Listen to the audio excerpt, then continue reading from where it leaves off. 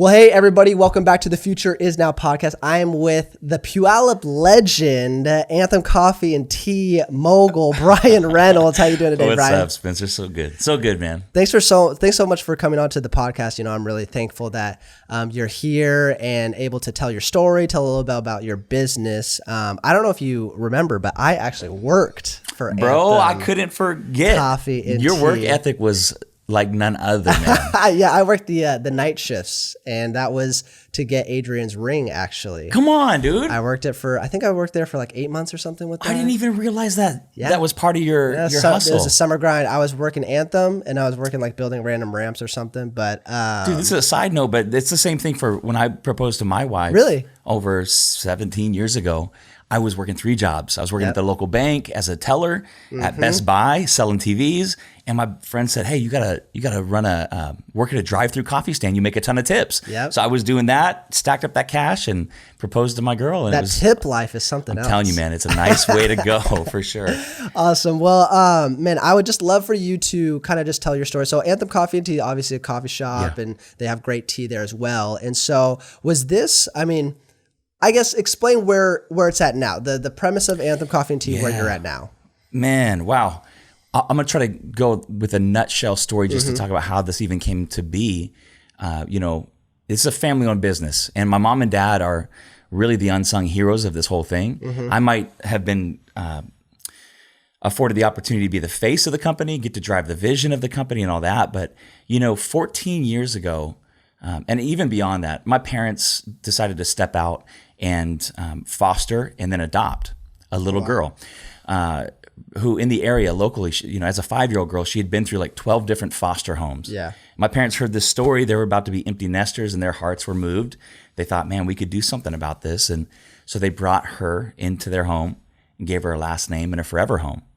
And, they went on to foster about 8 kids, adopt 4 of them total. So I have 3 sisters and a brother, in addition to my sister that I grew up with. But it was that as the catalyst, my dad was working a ton with Camping World, and he spent a 33-year career there. But our heart was, and my wife threw the idea out. She said, it'd be great if we could get my dad to retire sooner and be more involved and invested in these kids' lives.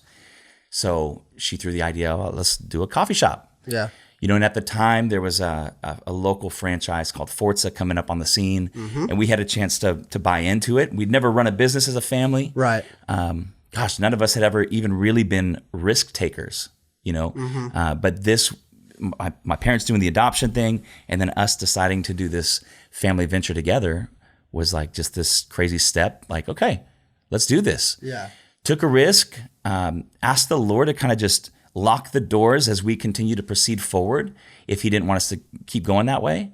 But every door just opened, and next thing we knew, we opened up. We saw some great success in the early days. We ended up 5 years later becoming Anthem Coffee because the franchise wanted to double our franchise fees, and we said, skip that. We have a bigger vision for what we want to do. And gosh, in November of 2011, we officially became Anthem Coffee and Tea and have since grown to 8 locations in the South Puget Sound. So you're right. It's a retail coffee house. We specialize on what I would call showing heroic hospitality. And again, that goes back to what my parents showed the children that they adopted. Yeah. Anybody who walks in our stores daily, we want to show that same level of love, attention, and hospitality, man. Just inviting them in, total stranger, or somebody who we've known forever. You're welcome here. We have a place for you. Come sit down. Let me take your jacket. What can I make for you? That kind of level of service. So I think that's what set us apart, and that's what's helped us to grow over the years. Yeah, that's awesome. And I think I can resonate with that as well. And I think that's what Anthem does so well. And that's why you have, in my opinion, such a loyal customer base. For sure. When I was working there, and that was what, 6-7 years ago, something like that. Yeah. But even then, there's like regulars every single day, and like a lot of them, and it's not just like a regular, their drink, but the baristas know their story, they know their families, and so that's what I really love about Anthem. It's not just a store; it's really a center of community for people. For sure. And so you guys have 8 locations now. 8 locations, yes, sir. Yeah, Puyallup, Tacoma. We have one in University Place. Okay. 4 in Tacoma. Yep. And then 3 kind of in the South Hill Puyallup area. Yeah. Wow, that's amazing. And so, when did you guys? So you in 2011, that's when Anthem became official. That's right. Yes, sir. Okay, and then how long was it until you branched out and made a separate location? You know, we had the one location from December 8th of 2006 to November of 2011 when we added a second store in downtown Tacoma right then and there. Okay. So all of a sudden we went from, really efficiently running one location to now operating 2 locations, understaffed, under-resourced, prepared for marketing, all that stuff. It was a joke. It's like, what did we get ourselves into? Yeah. So going from 1 to 2 was a major challenge. We did that for another 5 years. So total of 10 years, 2 stores. And then, somewhere along the way, I learned how important it was as a leader to grow myself, and a direct result, a positive impact of growing myself was that everyone else began to grow and become better around me. Yeah. And I wasn't just trying to become better for better sake, I guess. It was like I saw that as I would learn and hone new business skills, and as I would teach, my team members around me, principles of leadership or of hospitality or business just in general, that it would fortify it in me and it would benefit those around me. Yeah. And so as our team began to grow and become better as well, we were confronted with an opportunity to grow. Because what we had leaders that were becoming better, and they would ricochet and they would go elsewhere. We didn't quite have a place for them yet with only 2 locations. Yeah. So as we saw that trend continue to happen, it was like, let's as we grow these people, let's have a place for them to go into. And man, we hit a major growth phase where we grew from 2 to 8 stores over about a 3-year period. Wow. So it was like every 5 months or so we were adding a new location, and another one would come. And what was interesting is we would take over failed coffee houses, places where their brand or their concept didn't work, and we were able to come in, acquire that equipment, slap the Anthem brand on there, anthemize the space, make it look like what Anthem's become known for, with reclaimed materials and all that jazz, and we would go. And then we would install the leaders and the managers and the team, and it was awesome. So with these locations that you're taking over, I guess what was your observation of why they weren't successful and why Anthem was successful? What a great question, man. I get that all the time, and the truth is that I believe some of these businesses they just lacked vision. They lacked purpose. They lacked mission. Yeah. And I feel like, we know who we are as Anthem. Our mission is to show heroic hospitality. Then we have a mission statement that we've asked every single person on our team to memorize, because we believe that when, what's up in here comes out in real life. Beliefs drive behaviors. And I believe that as we asked our team to commit that to memory, our long-winded mission statement, that unified us. It helped us to have unstoppable momentum. And just every other business, the Bible says it clearly, where there's no vision, things die. Yeah. You know what I'm saying? It's so true. So what's crazy too, and I think we're so fortunate, man, you said it earlier, the loyal customer base we have, the regulars that are coming left and right. We've been able to build a brand, almost a lifestyle brand to some degree. You know? Our mission or our tagline, it's live loud. And recently I updated it. I got the fresh hat on. Come on. Live loud, love louder is kind of the mantra right now. Because it's not just enough to go make a bunch of noise, but it's what you do. It's once you discover your passion or your purpose, how do you flesh that out to add value to others' lives or to love louder? You know what I'm saying? So I think that was the difference, man. Others lacked purpose and mission, and we came in with a clear, fire in the eyes mentality that we're going to love this community and serve this community, and we're going to introduce ourselves to this community. We're going to knock on doors and invite them into the party that takes place every time the open signs go on. So yeah, I love that, and I think that's totally true. Where you can definitely feel, because it's not something really tangible unless you're really in the upper levels of leadership where you understand it.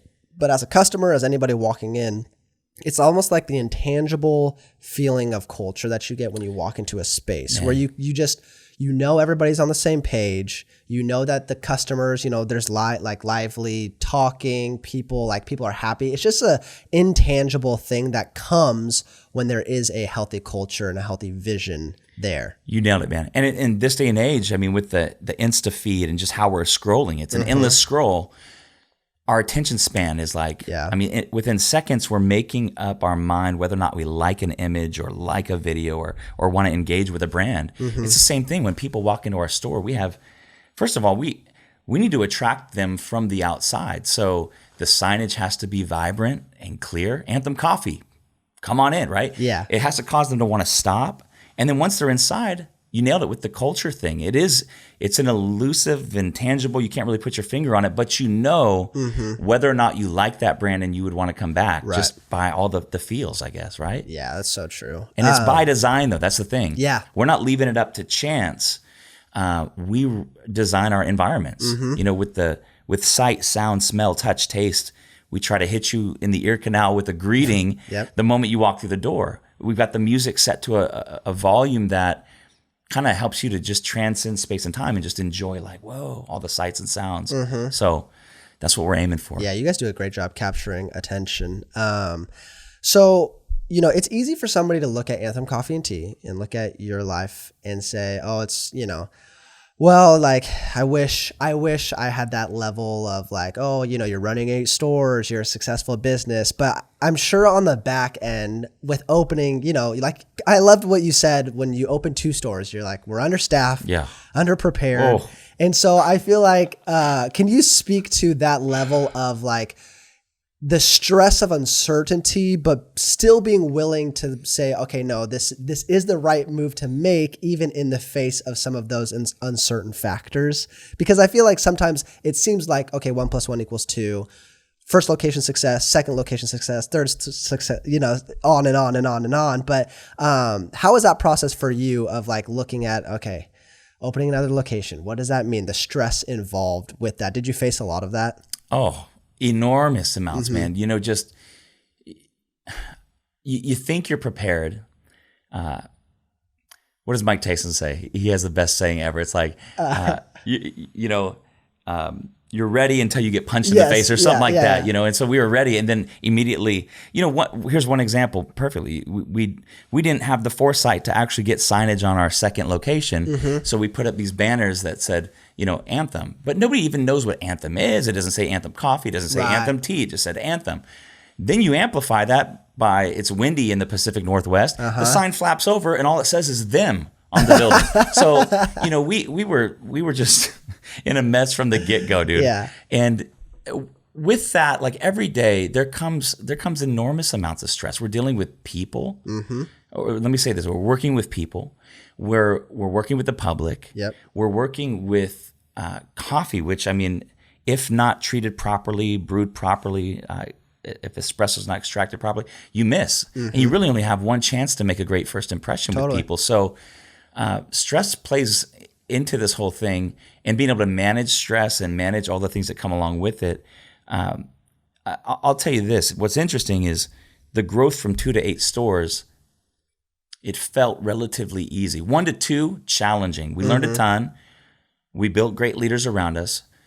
The growth from 2 to 8, smooth, man. We had the right players in place. We had people operating in their gifts, staying in their lanes, knocking things out, you know, from ordering inventory to making sure we had signage, to making sure we had the right people and that they were trained and ready to go when opening day came. It was smooth. And then COVID hit.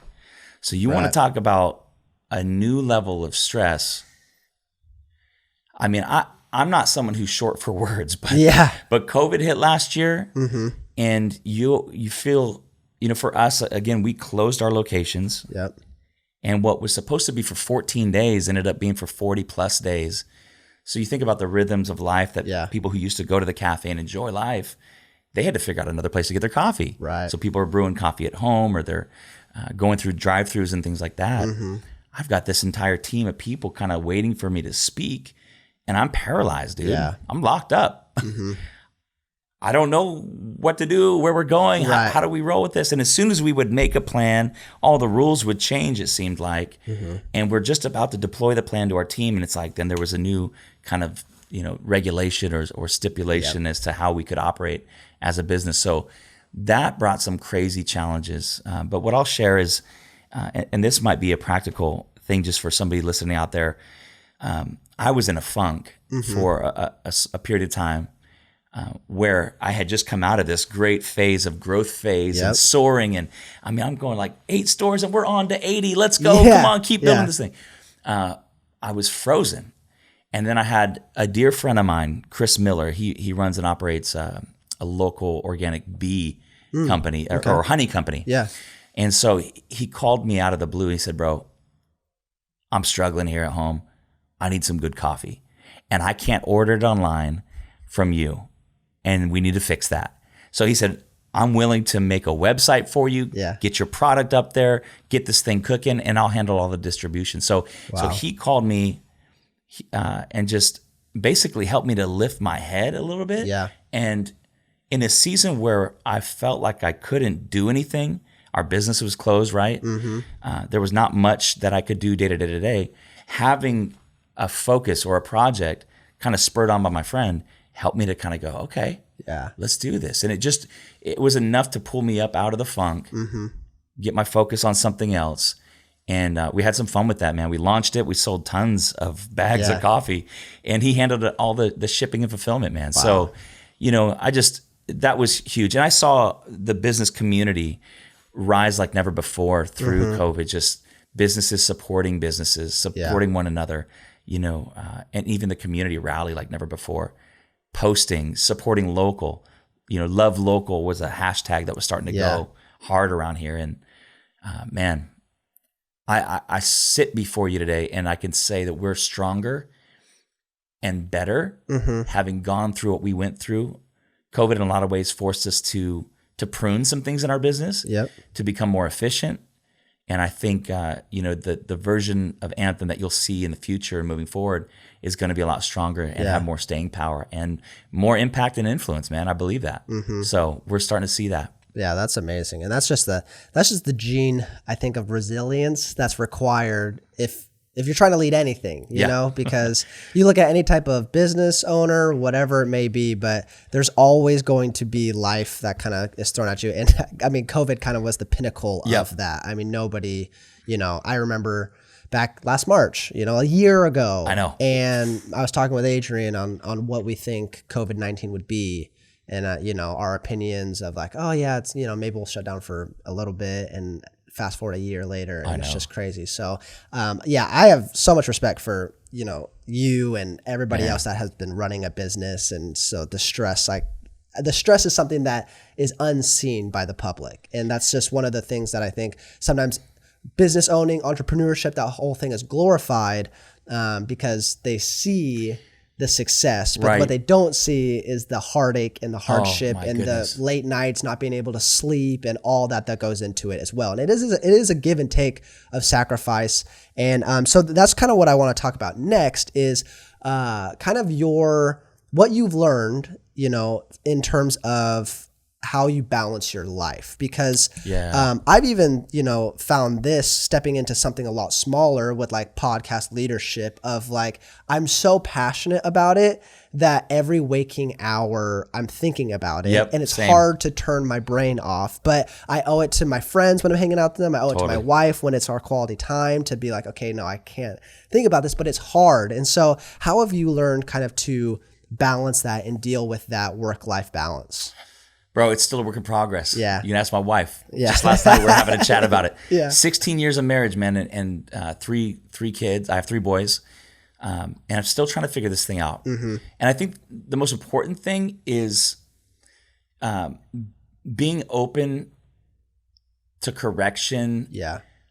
And having just great communication lines, man. Like, we've realized, my wife and I, that the weekly rhythm, or even sometimes it forces a daily rhythm of just grabbing each other's hands, kind of locking in and going, where are we at right now? How are we doing? What can I do better? I think even asking that question, just if you ask, what could I do better to serve you best? Things like that. or what could I take off your plate? Yeah. You know, those little things are what I'm beginning to think about right now. In the past, I used to set some, work-life balance. I've heard it said, and I've realized it's a unicorn, man. Yeah. You're just not going to be able to find it. I'm sorry. Especially, if you're fortunate enough to love what you do. Right. Love it. I love coffee. I love building teams of people. I love building brands. I think about it nonstop. Everything that I see, I'm like, how can I apply that or tweak that or, whatever.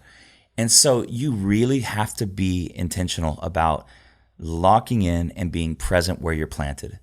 That's good. Oh, it takes some energy, man, but it's so worth it because I like to always ask this question, what's at stake if I do and what's at stake if I don't? So if you play that scenario out, let's just say in my relationship with my bride, what's at stake if I plug in and present in this moment? Well, the end result is going to be deeper connection, more intimacy, greater relationship with one another, right? And if I don't, it can lead to separation or distance or whatever, right? And so immediately, if I play that, it's like a pros and cons kind of a thought process. If I play that out in my head really quickly, then obviously, let me lean in here. Let me be present where I'm planted. It makes it simple. And when I do that, I really believe that winning at home makes winning at work worth it. But I think for the rest of my days, there's going to be this tension and this struggle of what winning at home looks like, Sometimes winning at home is literally folding all the laundry, doing all the dishes, vacuuming all the floors. Sometimes it's grabbing one kid and running some errands and using that moment to dig into their life and see what they're up to or to share something in your own life. And I think that's, as leaders, man, if we could open up better and communicate more where we're at, how we're feeling, and not feel like we have to hold everything in and process it ourselves and figure it out ourselves, man, let's invite some others, especially those that are nearest to us, into our minds and where our hearts are at and what we're struggling through. I think we have an opportunity to teach in those moments our kids, and we have an opportunity with our better halves to speak into it as well. And I think, when two became one when you got married, it's very important that you don't try to operate in the 50%, that you include her 50%. And as I brought my wife into dialogues about the business, even, she becomes the voice of reason. She becomes such a helpful partner, man. And I just, again, there's times where we get caught up in business and the busyness of life. But man, we need to pump the brakes, hit the pause button, be present where we're planted.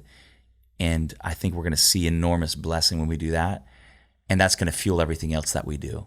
Because at the end of the day, I mean, legacy is just the relationships that we built along the way. It's not money. It's not fame. It's not buildings or locations. It's none of that. So that's where my heart's at right now. And I'm really trying to work on that. Another practical way that I've experienced success on plugging in at home, sometimes you got to take the Apple Watch off and the phone, and literally what I would do is when I got into the driveway, open the glove box, shove the stuff in there, leave my backpack in the car, and I would even ask the Lord, help me as I go in to be present, to be plugged in, to be proactive, and help me to connect with my family. Yeah. In Jesus' name, amen. And I go in and we go, and those are some of the most fruitful times, coming home at 4:00 in the afternoon, being able to hop on bicycles, hit the trails, do some fun things together. That fuels me. And I think the lie in society today is the hustle and the grind. And, I work 24/7 and boom, boom, boom. I work more than you. Like, that's not as attractive anymore. And it's not healthy for starters. Right, yeah. It will lead to burnout. If you haven't burnt out yet, you will if you continue down that path. So being able to have the rhythms in life, doing the things that matter most with those that matter most, man, and letting that fuel your journey, I think you're going to see some incredible differences. Yeah, I love that. I think, it can consume our thoughts so much. But one thing that whenever I'm like, really thinking about some aspect of whatever I'm doing, I always ask myself, okay, is this beneficial for me to be thinking about right now? Because sometimes we get so caught up in just thinking, and the more that we think, the more that we stress. And I think that what's scariest to us is the unknown as humans. And so what will happen is we'll be thinking about something, and then we'll come up with 10 different scenarios in our mind, and they all stress us out. Yep. And they stress us out in different ways. And, even, like 2 days ago, I was at home and I was just thinking about some aspects of the business, and I was just stressing out about it. And then Adrienne comes home and I start talking with her. And as I'm talking with her, it's like reality starts overshadowing the unforeseen. Right. And like, okay, my reality is it's fine. It's okay. Yeah, and yeah, so I think that I love what you're saying in terms of letting people in, because sometimes we can be our own worst enemy in terms of worst case scenario. But you just get stuck here. Big time. Yeah, oh, totally. And so when you have those people around you that you're able to bounce things off of, that are able to encourage you, to bring you back, to grip you into reality, I think it helps so much. And so I want to go back a little bit, and you talked about the COVID and how it was awesome that you had the right team. And I think that's so overlooked and so huge when it comes to running something successful, is having the right team. I heard this analogy and I love it, and I think about it all the time, but it's basically like if me and you went and played, or me, you, and let's say like we each got 5 of our friends, right? And we went and played a pickup basketball game, and all of us, so 10, 12 people, are playing against LeBron James and Kevin Durant, right? 12 on 2. Wow. To a game to 100, right? We're probably going to lose 100 to 12. Yeah, like we're going to get a couple like good shots, lucky something. Ones. Yeah. Maybe a so the premise of that is it doesn't matter how many people you have, it matters about having the right people. Oh, that's good. Yeah. And so how have you found in your years of running Anthem, how do you find the right people to come alongside with? Because I also want to say that just because someone's the wrong person doesn't mean they're a bad person, but you just have to find people that are compatible with your mission, your vision, the way that your company is going. And so how have you found that process to be, that refining process of how do we get the right people on board? So good. First, it starts with a major clarity of what are we trying to do? Mm-hmm. What are our guiding principles as a company or an organization? Guiding principles, mission, vision, values, making sure that that's written on paper on purpose, and driving every decision and driving every hire from that document. You know what I mean? Yeah. That those words and those things they can't just be an ornament or something that you just throw on a wall. It has to be something that's fleshed out and utilized on the daily. So it wouldn't be fair if I tried to hire people and bring them on board to our organization and didn't have clarity on what it was that we were trying to do, right? Yeah. So it starts there. And then, one thing that's important as a leader is to understand how we're wired, what our strengths are and what our weaknesses are. And so I think, there's various personality tests out there and all that. I think I've taken the Myers-Briggs one, or I've gone to 16personalities.com, and that's helped me a ton. Yeah. Being able to kind of do the test, see what my strengths are, see what my weaknesses are, and be aware of my weaknesses, but to go all in on my strengths. That helps me to know, okay, if I'm weak in these areas, then that's who I'm looking for. Yeah. Somebody who's strong in where I'm weak, right? Yeah. And then the same thing, at first, I always say we hire fit first. When we're building a team or building a great company culture, we have to hire fit first.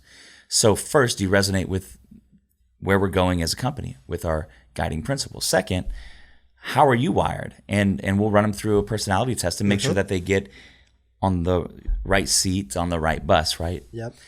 And I think it's those two things with a lot of accountability along the way too, checking in and making sure that they feel like they're winning and thriving in those areas. I think that's so important that there's a feedback loop there, not just taking all of our weaknesses and dumping that on somebody else, but delegating it in a way where we empower them and entrust responsibility. That's the only way we've been able to grow and accomplish what it is that we've set out to do. Yeah. There's no way I could do it on my own. If it was left up to me, people wouldn't get scheduled to actually show up for their shifts. Yeah. You know, I sit in front of a computer to try to do administrative work like that, and I mean, I get distracted 6 ways sideways, totally. you know? So having people that are passionate about that piece of the business, where they love it and they see it as a puzzle and they lock in and they're just moving people here and it's a beautiful thing, man. Yeah. And keeping them tethered to our guiding principles and what we've set out to accomplish, that's key. And I think, you know, my responsibilities daily are really kind of just 4 things. It's to protect culture, it's to cultivate leaders, to cast vision, and to grow daily. And there's a lot under every one of those areas. But that helps me to stay focused on what am I putting energy into today. When it comes to protecting culture, you know, drift is inevitable. And at any given point in time, team members will slowly kind of be drifting away from the anchor point or the dock, if you will.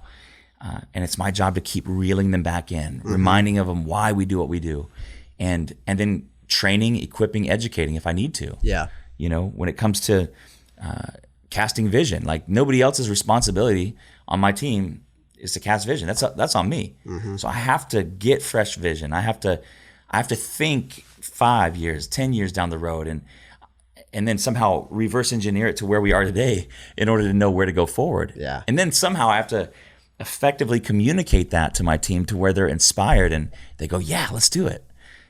You know, then leaders. I mean, if I think you either are, I think everyone's a leader, first of all. Yeah. I think some people don't view themselves as leaders. But if you had to set your alarm clock to wake up early or lead yourself to go brush your teeth, I mean, the fact is the hardest person in the world to lead is yourself. Right. So everyone's a leader. And starting with that baseline thought, you know, as I cultivate leaders, that is a day by day. Every moment as I pop into the coffee shop, it's not in an effort to, you know, get my own drink or whatever. Like I'm looking for opportunities to grow the people or to serve them in some way. And really leading is serving, period, at the end of the day. Yeah. And then that last one of just growing daily, it's important that we grow sales, grow influence, grow marketing, and most importantly, the people around us. So I know I kind of went off on a tangent there, but maybe to bring it all home, I know my role and my lane daily, and supplementing for my weaknesses, I'm constantly looking for those that, man, how could I activate that person? I love to help unlock those things in other people, and see gifts that they might not even see themselves yet, you know, and then go, hey, would you ever want to try this? And that just unlocks something, and it fuels something new in them. And that's been one of my greatest joys over the last 14 years in being a leader in a business setting, is just helping to unlock the full potential in other people. Love that. I love that. I love the, you know, double downing on your strengths and understanding, you know, it's never fun to admit what you're weak at and what you're bad at. I'm like an Enneagram 3, so I hate like weakness in general. I'm like, I don't have any, I know, you know, right? But everybody has the weaknesses. so doubling down on your strengths is great. I'm curious, what characteristics, so aside from like what people can practically do, what characteristics do you look for in a team member? Because I think it'll differ from person to person, but I loved, I saw this chart. So basically they did a study on SEAL Team 6. So we're talking about Navy SEALs, like the top military group in the world. I mean, arguably, but we're Americans, so we do that. So SEAL Team 6, and what they did is that they have a performance measure, and so the y-axis is performance, so their skill, everything that they can do, shooting, you know, surviving, all of that. On the x-axis was trust. And what they found is, and they interviewed, you know, members of the SEAL Team 6 team and commanders and all of that. And so what they found is they would rather, because everybody can find the high performance, low trust. Like you can find anybody that's very good at what they do. Yes, can crush it. Yeah. I mean, that is very, you know, you can find them in any crowd today. Totally. And there are the leprechauns in the world that are like top performance, top trust, you know, but those far and few between. Yeah. And so what they found is they would rather and on SEAL Team 6 sacrifice performance if it means they gain more trust. Wow. And so the trust meter is not just like their work trust, but rather like if we're back at home, if we're, back and we're not deployed, do I trust you as a person to take care of my family? Do I trust you as a friend to watch after me, call me out on my stuff? So it's more of like on a human level of trust. So I thought that was very, very interesting because you're talking about the team, the top military team that's, has the most important missions on our country, and they would sacrifice some performance for that trust factor. What's your opinion on the way that you view that in terms of the people that you try and get on your team? Man, trust is the kind of thing that's developed over time, right? Mm-hmm. So in being close proximity with one another, being able to almost anticipate their moves, what they're thinking next, or what their needs might be even. Mm-hmm. It's one building block at a time. Yeah. That's trust. That's trust in any relationship. And I think I could agree with that. Mm-hmm. I could agree that having people who are trustworthy, and as I think I'm just, in my mind's eye, I'm kind of thinking of those players and those leaders that are still a part of our team, and how much trust they give to me, and how much I trust them on the daily. And people with great skills have come and gone through the years that we've had Anthem running, but the faithfulness of those that remain, and the depth of trust that we all share. First of all, it's a two-way street, the trust thing. Oh, totally. And it's built on communication, but I also think it's not something that happens overnight, man. You have to have the reps. You have to be present where you're planted. And I think that creates that unstoppable momentum as well. When you have a heavy trust factor like that, because my team, I'm thinking of my executive leadership team right now, and anytime I'm casting vision, they're trusting that I'm casting the right vision, and that I'm trusting them to execute that vision. And there's checks and balances, and you have to inspect what you expect as you are, communicating the expectations and the task at hand. Yeah. But man, we've been able to get to where we've got because of trust. Not so much skill. I mean, a lot of the stuff we've learned on the fly. Yeah, I'm telling you right now. They say it's not good to fake it till you make it, but man, we've had to do that here and there, and it's good to be on the other side of that. That's so funny.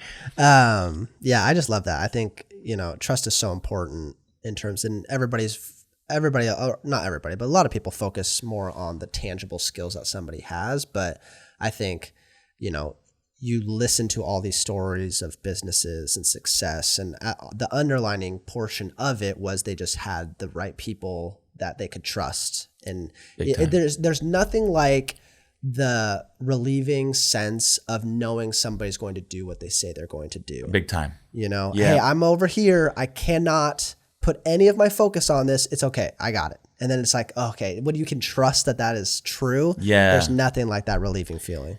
And there's something interesting about trust too, is that I think like we mentioned, it doesn't happen overnight, but I think it can be accelerated. Yeah. I think there's ways that even if you're a new team member at a new job, for you to lean into it, go to your boss, ask them, what does it look like for me to win every day? That's a great trust deposit right there. Because it says a lot of things behind the thing that's being asked, I guess, right? And in the same way too, as a leader, being vulnerable enough to ask, how am I doing? Am I leading you well? Do you feel like I'm setting you up for success? Those types of things. So there's ways that you can accelerate trust. And then the crazy thing about trust is that it can, it can kind of all break down pretty quick. Oh yeah. If you screw it up, but thankfully there's grace, and that I've experienced that. I've been on the receiving end of that a lot in my life, and so trust and is in many ways, crucial. Trust and responsibility. It's almost as an influence. It's like climbing a mountain. There's so much work to get to a certain point, but it takes one slip. And then you go farther down than you really want to go. And that's just, unfortunately, That's just us as humans. It's life. It's like I cannot forget what somebody does to me. Now, while there's grace, you have to work back that trust, especially. And even in that failure, there's a way for even a deeper trust to culminate, if handled well, for sure. So I'm curious, if you had to pick one, let's say, okay, well, you still get to drink drip coffee or pour overs. Okay? Double espresso with a tablespoon of honey. That's your one for the rest of your life. The rest of my life. Double espresso. With a tablespoon of honey, man. I've never actually had that. A full tablespoon, bro. It's like nature's miracle. Honey is really? Just like this incredible. Double espresso with a tablespoon of honey. Yeah, it's about 3 sips and I'm out. You know what I mean? Whoa. And it is this kind of thing. About 15 minutes later, it hits and the brain's kind of exploding. And it's just a nice little drink. It's just, if I could only, if I was stuck. And that's it. No milk with it. No, just the bean juice. And the honey stirred up nicely. I love that you knew the answer right away. I knew where you were going with that. I was like, that's it. That's how I start every day right now. And, then I drink other things throughout the day. Yeah, of course. I have a few too many probably. Yeah. But somebody's got a taste test to make sure it's all on point. But that's my favorite way to start the day. That's what I'll drink. That's the benchmark for any cafe that I go to. Just espresso in and of itself, wonderful. Often it can hit pretty hard on the taste buds. Mm-hmm. So what I love about the honey is just the way that complements the espresso. It pulls out any and all harsh tones. It really lets you taste the coffee in a beautiful way, man. It's cool. Gosh, I love that. Okay. I'd love to make you one sometime, man. Yeah, I'll any day. It's so nice.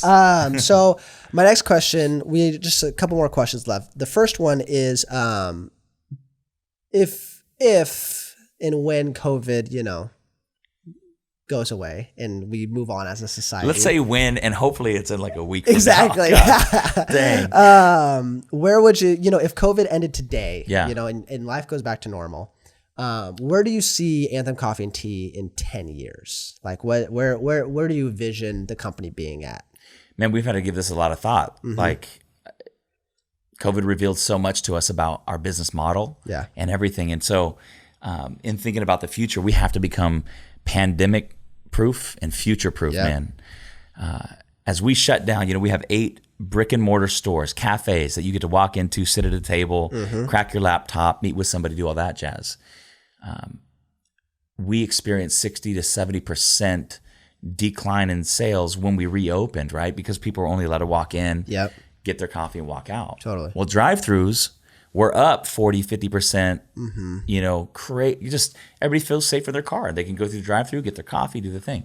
So we're examining double-sided drive-thrus, trying to pop up a few locations to supplement I don't think you'll ever replace the cafe experience. Totally. And I'm thankful that we got to build it that way first, predicated on creating unique experiences that change lives in this cafe setting. But I think we can translate the cafe experience to something that's been, really enjoyable through drive-through and do it different than some folks are.